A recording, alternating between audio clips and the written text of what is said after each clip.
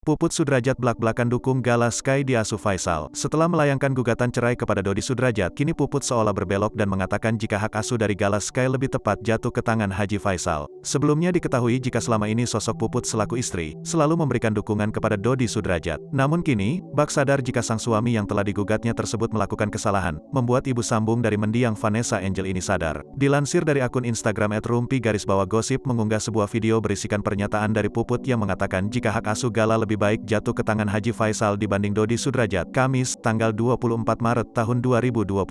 Dalam kesempatan tersebut, Puput berkesempatan mengungkapkan jika hak asuh Gala Sky memang seharusnya lebih baik jatuh ke tangan Haji Faisal dibanding kepada Dodi Sudrajat, saat dirinya hadir dalam podcast yang dimiliki oleh Uya Kuya. Dirinya juga menambahkan jika Dodi Sudrajat tak pantas mengasuh Gala lantaran Puput menganggap perlakuan Dodi Sudrajat tidaklah terlalu baik. Ada kelakuan dan perkataan Dedi yang tidak sepantasnya, dan itu sangat-sangat membuat batin kita tuh sakit, ungkap Puput. Oleh sebab itu, Puput pun kemudian membeberkan pemikirannya yang mengatakan jika Haji Faisal lah yang pantas merawat Gala dan bukan Dodi Sudrajat.